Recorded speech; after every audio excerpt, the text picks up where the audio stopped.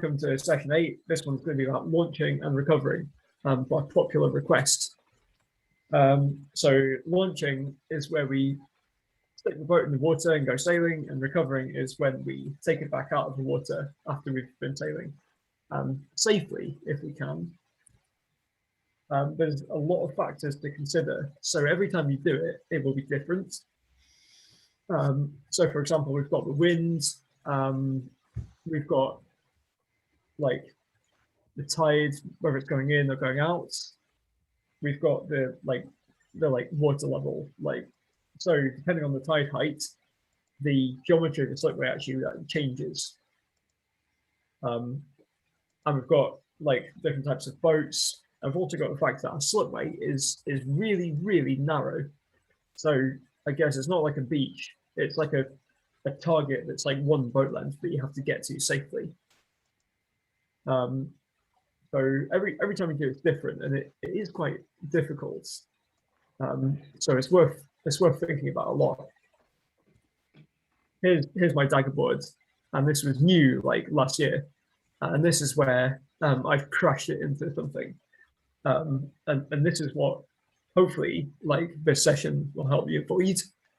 But yeah, it's important because obviously you don't want to damage your own boat, but also the club boats are like a nice shared asset that we've all got, and we want to keep them like in good condition and not crash them into the slipway.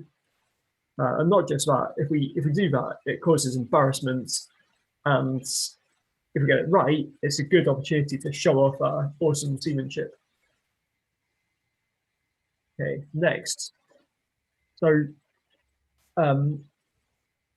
the main thing I'm going to say tonight is it's really important to make a plan, to think about how you're going to do this. So before you launch, before you recover, it's always worth thinking before you actually trundle your boat down the slipway, what are you actually going to do to launch? Like, how are you going to do it? And you've got to factor in the wind, so that will dictate which way you can take the boat down the slipway, and it might dictate whether you can even like put your sails up at the top of the slipway, or whether you have to do it at the bottom of the slipway, because your boat is going to have to be head to wind pretty much the whole time, or at least like 45 degrees to the wind or something like that. So for instance, in a topper, you might unfurl the sails at the bottom. In a laser, you could like not rig the main sheet till you're at the bottom of the slipway. Depth, you need to think about whether you're going to have enough water to put your foils in and how you're going to manage that. You've got to think about when you put the boat in the water, where it will sit with the tide, and where you'll be taken when you actually get in the boat before you start powering up the sails. And you also got to think, how are you going to get the rudder and dagger board in?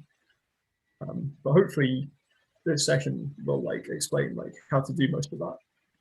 But still, it's still different every time, so you still got to think about it. Going back, it's also very important that we make a plan, and this time it's mostly around how we're going to get to the slipway safely. And I think it's always worth lying too, like in the vicinity of the slipway, not too close, but close enough so you can see what's going on. And it's worth making an assessment of what the wind's doing, what the wind direction is, whether the tide is coming in or going out, or we've got the eddy. The way you can tell that is by looking at the yachts and by feeling what the boat's doing. So we know what the tide's going to be doing. Then the depth, if you can try and remember what the slipway looked like last time you saw it exposed, you can try and visualize how much depth you're going to get. And a good way of gauging this is by not going first. If you watch someone else recover their boat first, like, and they're neck deep in water, you know that that's probably too deep. Or if they're only knee deep, you might want to go a bit deeper than where they are. So yeah, those are clues you can use to assess the depth of water that you might want to get to. You've also got to think about how you're going to get around other boats. And the best thing to do is probably just wait. And you've got to figure out when you're going to take your rudder and daggerboard out. And finally, if you can have an escape plan ready up until the last minute, imagine your approach doesn't quite go according to plan, which happens like quite often. How are you going to get out of there so you can try it again? So yeah, a lot of things to think about. But I'm going to talk through like about two of the cases that are most important. All right, next slide. So before we do it, let's talk about some of the ways we can make it easier. And the first one is if we've got a laser strata scale, we actually have to do this because like the rules say that we have to. What we can do is trundle our boat to bottom of the slipway with the sails down. Maybe we'll rig the jib, but we'll furl it. We'll put the boat in the water and we'll flag down the powerboat and ask for a tow to one of the moorings. And we can rig it on the mooring in safety. And it's a lot easier. The laser strata keels weigh, well, if you think about the keel, which is 120 kilos, and the boat and your crew, when you're holding it in the water, it's probably about, it could be as much as a quarter of a ton. So you can't really manhandle it. So it's quite good. Seamanship is important, and knowing what's going to happen when you put it in the water is important. So yeah, it isn't easy to get right. So we have to do it this way. And similarly, when you come back, you pick up a mooring, like put the sails down, and then remember to pull the keel up, and you can get a lift from the powerboat back to the slipway. And there's no shame in doing this in your own boat if you feel that it's going to be too difficult to get to the slipway safely. So yeah, this is something we can do to like avoid the problem completely if it's going to be too hard. Next, it might make sense to ask someone to catch you on the slipway. So that helps in two ways. One, if for some reason your speed is too high on your final approach, they will catch you and you'll be fine. But we'll stop the boat. And number two, it'll give you an idea of the right depth, of the right place to come alongside, because they'll be standing like knee deep or waist deep. So this is a good idea. If you can get someone to catch you, that will help. It's far better than like slamming into the slipway at full speed. Okay, then so here's how to actually do it, how to actually launch from the slipway. And we're going to go with an offshore wind. So the wind's going to be blowing down the slipway into the river. So in this case, we're probably going to decide to take the boat down the slipway, head to wind. We can actually have the sails up if we like. Some people might not put them up to the bottom of the slipway, but you can actually have your sails up in this case. But then before we get to the water, we're gonna stop and we're gonna do our final checks. And those are like, have we got a bung in the boats? Do we have a knot in the end of the main sheets? And those are gonna help us avoid problems when we're on the water. But this is a good place to put your rudder down slightly, not down all the way because it will hit things, but just down enough so that it's in the water and you can use it to steer when you get in the boat. The next thing is we'll put the boat in the water, and then we can deal with the trolley. So in the double hander, one of you might get the trolley, take it back up to the top of the slipway. A single hander, you might pair up with someone else, and someone might hold the boat rings and take the trolley up. Is like get the crew in the boat if it's a double hander, or if it's a single hander, we just hold it. In single hander, we put the dagger boards down a little bit, and then we can pull in kind of like the excess main sheet. We can get in the boats and we can sail off. So that's kind of it. We've launched. Jeremy, have you got anything to add? The only thing I have to add is that your sailing dinghies, you need to be prepared to get wet.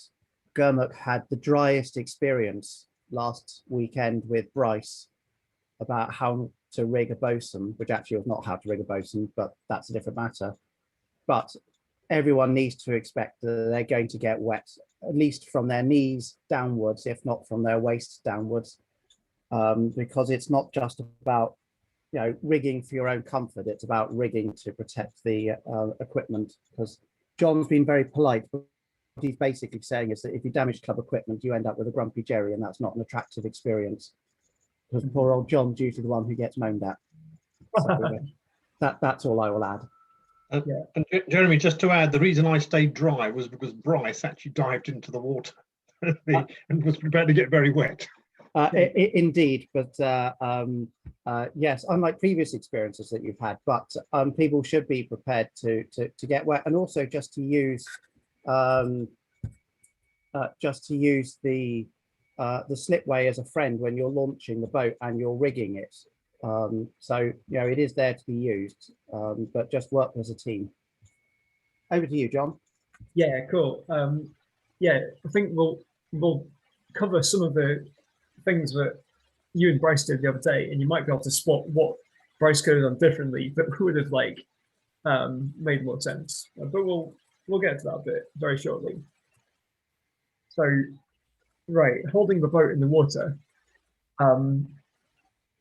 this is actually, it's quite simple actually, but it's worth talking about, because when you're holding a boat in the water, it likes to lie downwind or downtide of you, whichever is more powerful, and it's usually going to be the wind if the sails are up. So the boat pivots around you. So if you hold it by the front, it's going to go it's going to lie downwind of you basically. And this is nice and stable. So you can hold a boat that might weigh a quarter of a ton, and it will be stable. So if we then go a little bit further backwards to sort of the side of the boat, this is fine. The boat will sit downwind of us, and this is like the line 2 position. Even though you're not in the boat, the boat is line 2, and this is a nice position to be able to put your dagger board in a laser or a topper. So this is fine. It's still good. But what happens if we get a little bit further back is the boat wants to sort of turn away from the wind and sit downwind of you, except what's going to happen is the sail's going to fill and the boat's going to want to sail off or capsize, and this is very far from ideal.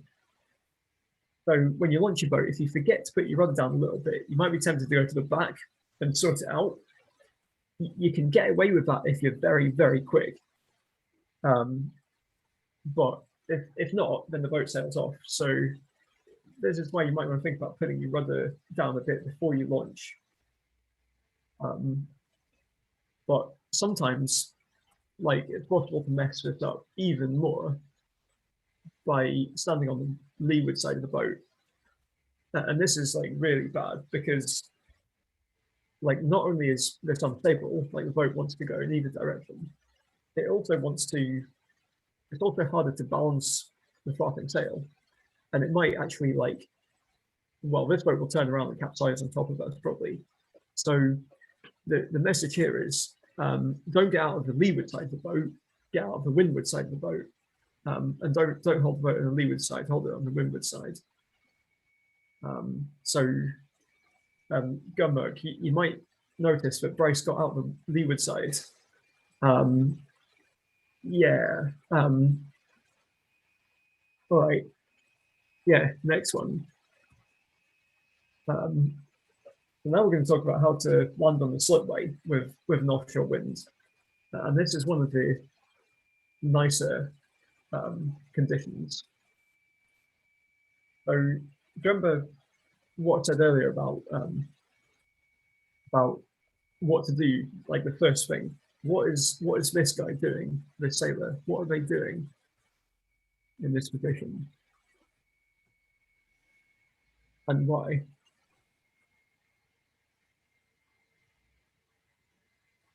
Don't be shy. Are they going head to wind so that it kills the power kind of Well, thing? well, they're not head to wind. Going into the wind or They're line two, right? So the boom is across the boat. The boat is across the wind, and they're doing this. They're doing this deliberately. Like, so why are they doing this?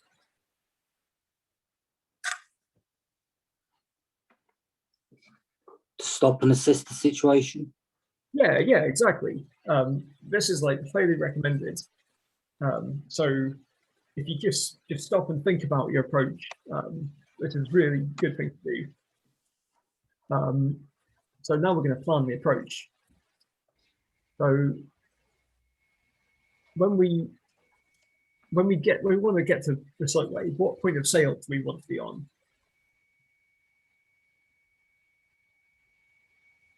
And this is, I can give a recap of points of sail.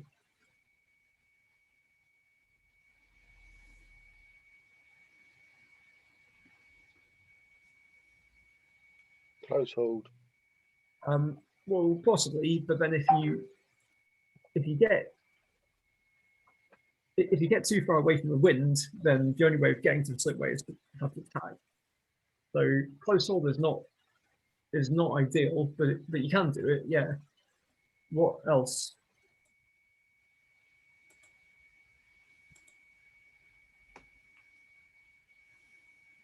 Would that be a broad reach or would that be far out?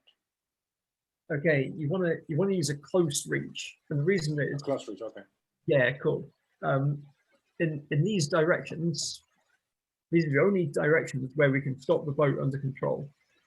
To an extent, we can stop under control when we're close hold, but then we're at the limit of how close to the wind we can get. Whereas with a close reach, we've got a bit more flexibility. So in that zone is like the zone we can actually stop in and control our speed. So when you approach anything actually in the sailing dinghy, like if it's another boat, if it's a mooring, man overboard, and slipway, you always want to be approaching on a close reach because that's how you can actually let your sails out and stop. If you're on a broad reach, no matter how far you let the sails out, like you'll still be powered up and you'll be sailing at almost full speed. So in terms of the direction, that's this sort of direction or this sort of direction. So you've got to line yourself up, and this is what I would do.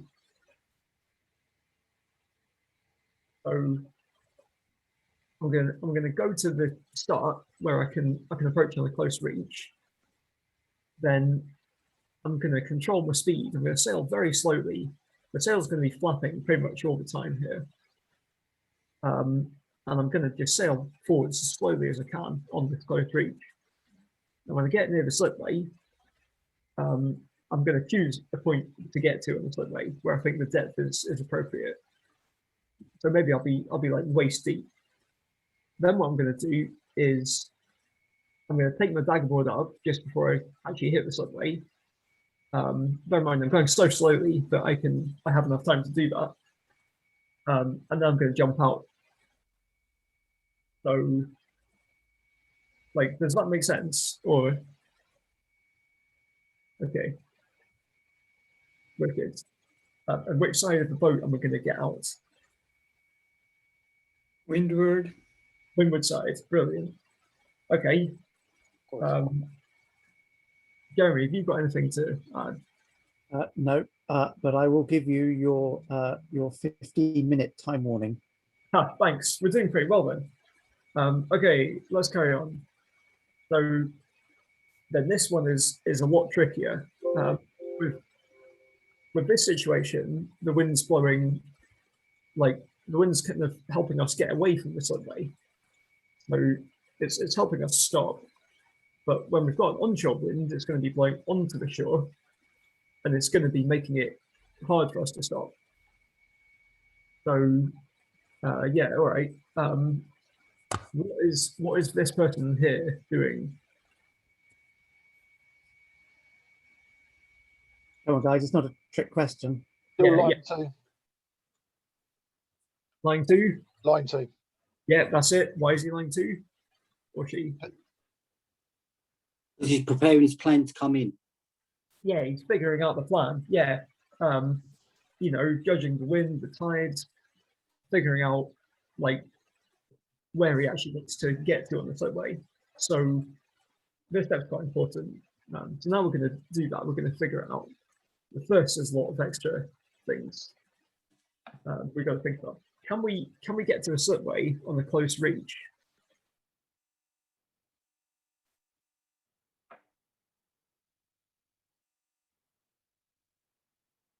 So to put it in context, if you're coming to the slipway and the wind is coming from the Essex shore, can you come to our slipway on a close reach?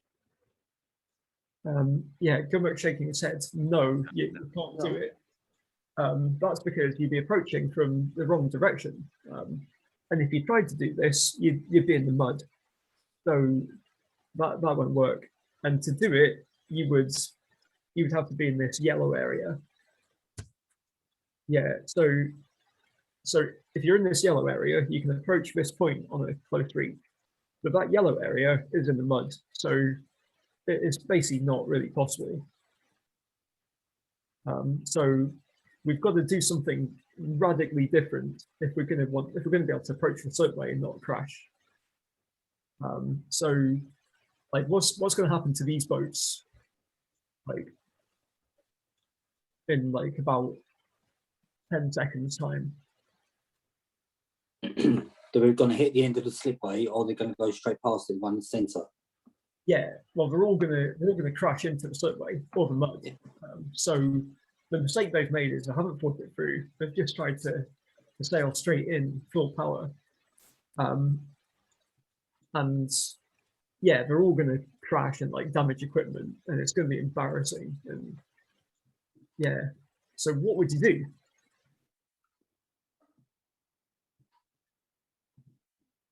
So would you go further to the east and come in on a beam reach? Well, you could try that, but I think all these people need to take avoiding action. They need to take evasive action and miss a slipway first of all, and then they just need to replan their approach.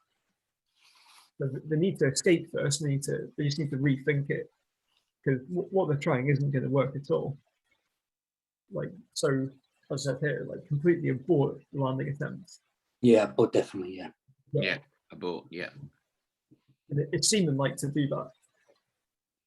Okay, so here's what we do radically different in this situation in a double hander.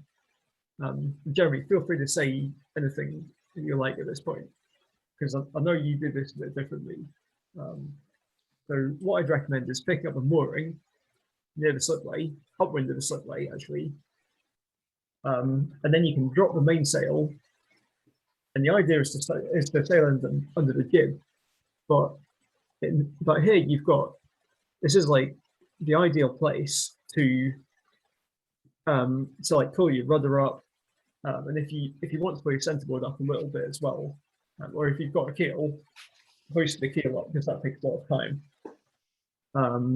So yeah, this is where you take your mainsail down and get the jib ready.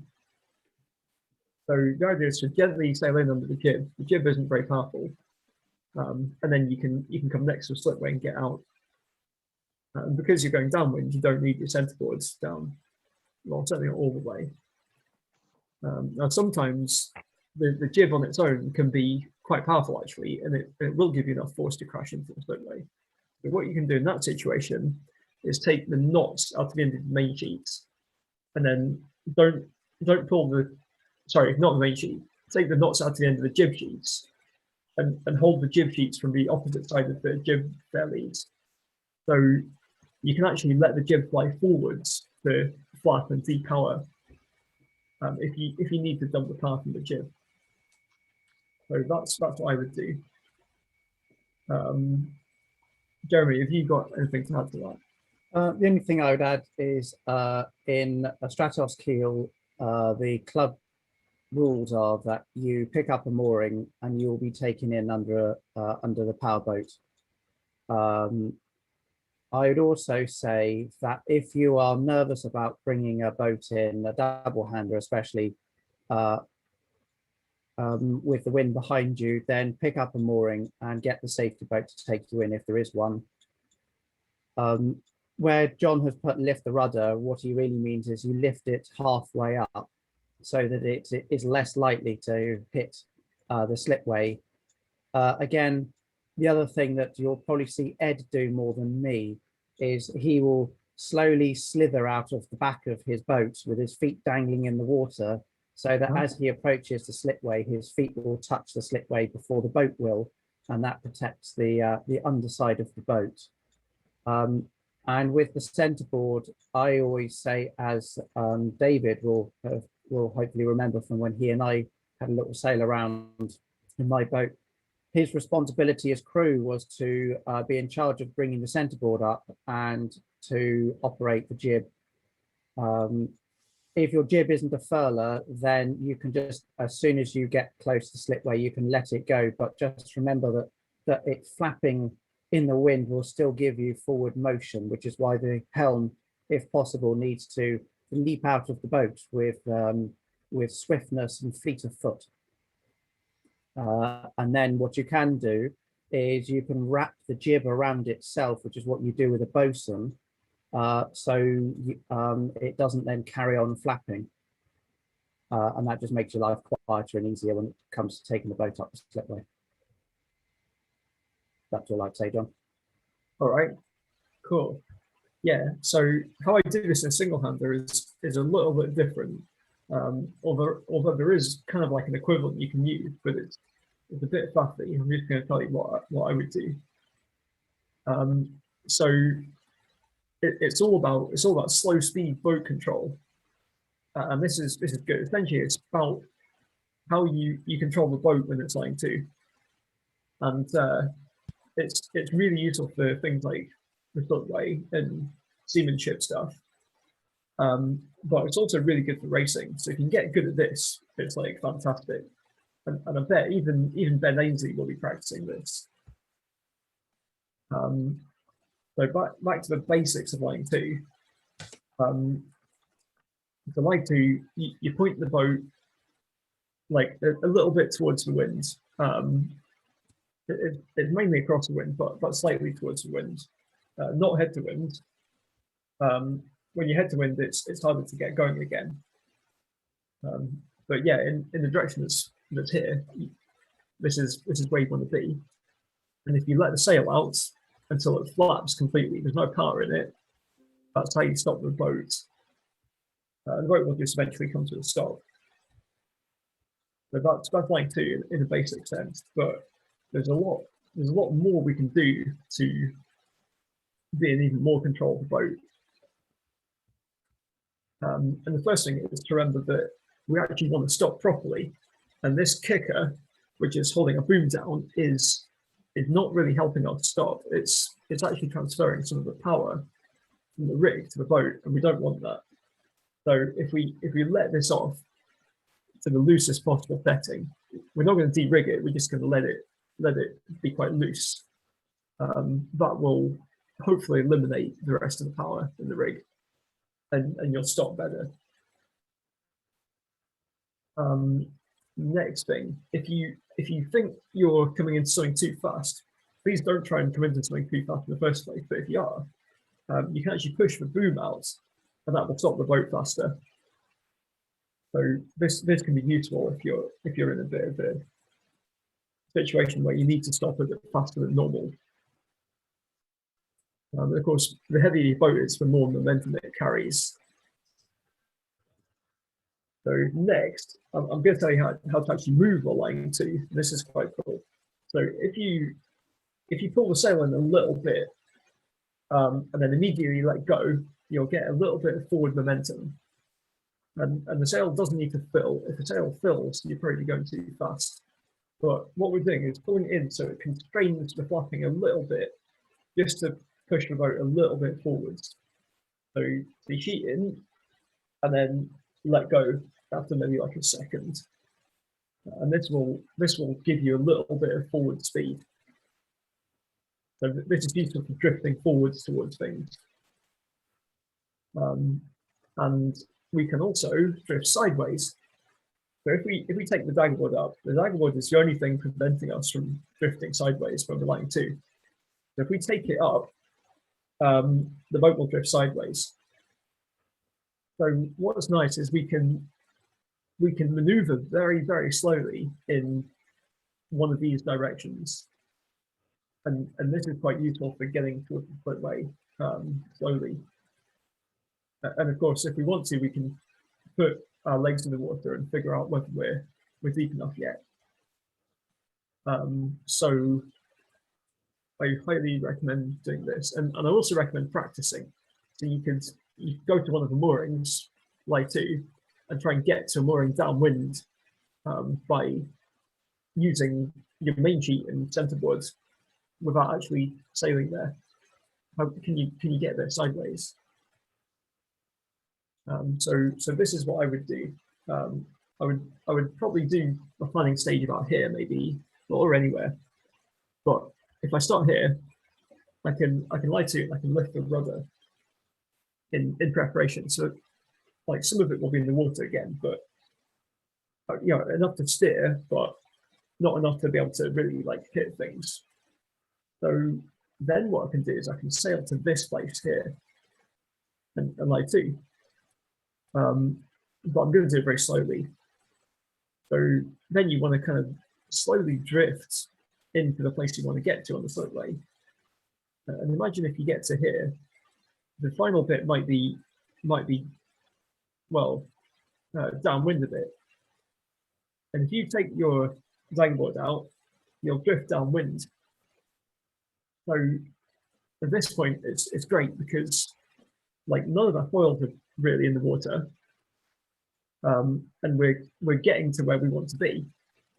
So we're not very likely to actually hit something because like maybe we're only protruding out the bottom of the boat this much. And when we leave the slopeway, we can get in the water, and that's kind of it, job done. Yeah, I mean it's not as easy as it sounds, but I do think this is the best way of getting to the slopeway when we've got northerly. Yeah, what would happen if we get to 3 and we've decided we've miscalculated it? We're not getting to the place we want. Or imagine if someone else sort of like comes in and steals our spots. Power up the sail, sail back out, power up and sail out again. Yeah, brilliant. That's exactly what we could do. So we can cheat in and then we can sail out on a close haul course, and then just do it again. And I do recommend that a lot. So for example, I went out like 2 weeks ago in the northwesterly, and the tide was going out as well, and there was like 4 standing waves on the slipway, and it took me 4 attempts to be able to get back to a slipway in a nice, safe, controlled manner. But it's worth just bailing and trying again if you don't think your approach is right. Awesome. That's a good time. Wow, we're finished on time. Has anyone got any questions? Yeah, I want to know, when you're drifting into the slipway, right, with the dagger board up, I mean, will you not be sort of approaching it sideways rather than head on? Yeah, exactly. Yeah. So what can we do if we like that's kind of the point, yes.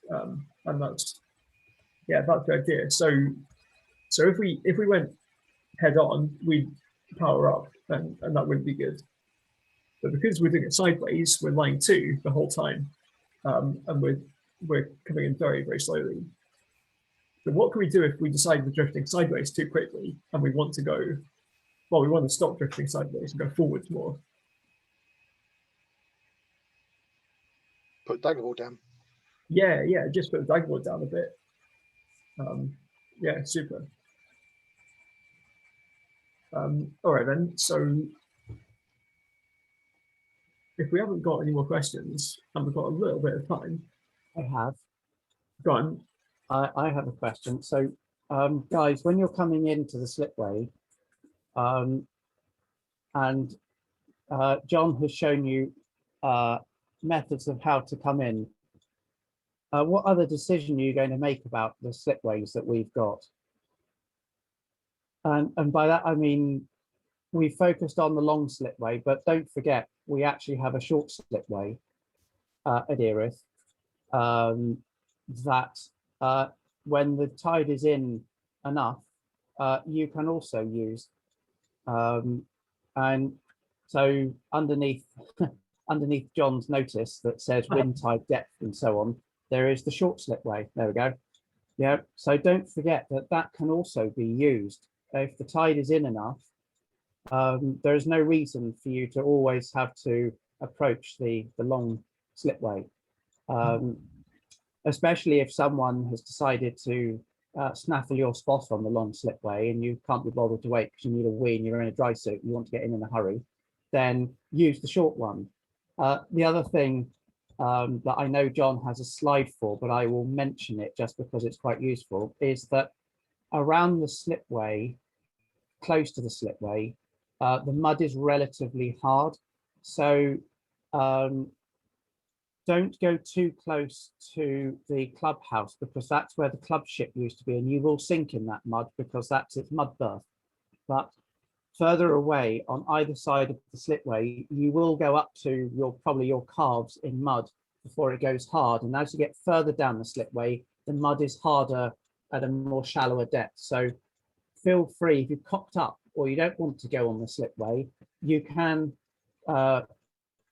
drop into the mud. It just means you end up trailing mud everywhere. But again, it's another way of safely recovering your boat without damaging it and incurring either cost or wrath, depending on whether it's your boat or a club boat. Yeah. Yeah, it's far better to like get very muddy than it is to crash boats into slipways. Like in terms of seamanship, it's far better. And the only other thing I would mention is for some reason Google Earth or Google Maps, which is the one that John has used, has done away with our moorings. So if we just think about the potential dangers that are around where we are at Erith, you've not only got our moorings with some very expensive yachts on them, so you want to keep away from those. You have also got the sunken barges just past the yacht club downriver, which Patrick knows about because he had to walk around them last weekend. You've also got the sunken barges outside the place next to us on upriver side, and on high spring tides they will be underwater with very, very small bits of them showing, so you have to gauge how close you are to them. So you want to make sure that that you don't get caught out by that. The other thing I would suggest you also need to think about is before you go sailing, if you are not happy about coming in, especially if the wind is behind you, then always ask that when you're ready to go in, someone goes in before you to help catch you, because you know, we're there to help each other anyway. So you know, so don't be afraid to say, if I'm in my double hander, let's say you're in a topper and you're ready to go and you see that I'm ready to go in, you can just say, oh, do you mind catching me? Give me enough time to get my boat onto its trolley, and then we can then sort of sort out catching you. So it's about communicating as well. So yeah, and there is one thing that John didn't mention, and I know the reason why he didn't mention it is because he doesn't like it. But if you're in a single hander coming into the slipway, the alternative method, especially if you're new to the game, is untying the knot at the end of your main sheet and letting the sail fly all the way forwards. And then you gently pull it in to give you the momentum to get you to the slipway. But you also have to take into account what the tide or the eddy is doing when doing that. But it's worth practicing both of them. The one I've just mentioned is probably easier for those of you who haven't yet got the skill set to do this sort of sexy drifting along, which John does pretty well every time I've seen him. And but it is an alternative method. But at the same time, you still need to think about your rudder and your centerboard and where you are in terms of the wind and the tide. So they're really so ultimately the takeaway from what John has said is basically think about how you're going to launch, think about how you're going to come in, think about the dangers around you, what assistance you might want, and then your aim is to get in as safely as possible without damaging yourself or your boat or your crew. And if you are a crew, you will find you'll always get the blame from the helm if something goes wrong, because that's your job. And vice versa. Sorry? And vice versa, of course. Oh, no, you'll find that on most boats, the crew is never allowed to criticize the helm for making a rubbish decision. It's always the other way around. Yeah, right. So to add to what Jeremy said, with untying the knot in the end of your main sheet in a single hander, you can also take the sail off the end of the boom and use it as a jib. You can grab it sort of halfway along the boom, well, where the boom would be, use it as a jib to get yourself back. The only disadvantage of those methods is they're quite committing. But once you've done it, you're committed to getting to the slipway, and there's not really a backup plan. But at least it's nice and gentle. Yeah, your backup plan is to be rescued by the safety boat. Yeah. Yeah. Also, in terms of choosing which side of the slipway to come alongside, I never mentioned that, but you can either, usually the wind will be slightly one way or slightly the other way, but also the tide will either help you stop or it will help you get to the slipway. And I think it's up to you to decide which one of those effects you would prefer. Yeah, so what I do when I'm in my double hander, I don't pick up a mooring because I've got enough skill to be able to drop my sail on mainsail while I'm still sailing. So what? Excuse me. So I've just done a COVID test, so it's not a COVID cough. So what I do is I'll come in through the moorings and then I will drop the mainsail, but I tend to do it up tide or up tide or up eddy, because then I allow the eddy or the tide to bring me back to the slipway. Because if you do it the other way round and the wind dies, you're on the wrong side of the slipway and you will gently drift down through the moorings, or you might have to paddle valiantly towards the reeds and then step out and manfully drag your boat back up to the slipway. So I tend to go upwind, up tide or up eddy, drop the mainsail, and then I will just come in under the jib with my crew holding onto the jib sheets so that they can let it go when they need to, so it's still not cleated, and that they're holding onto the centerboard, or in Patrick's case, a dagger board, so that as we get into the shallows, it can start to come up 2/3, halfway. It's usually about halfway to 2/3 up by the time you get towards the slipway and your helm has already got his feet out over the back. So that's how I tend to come in.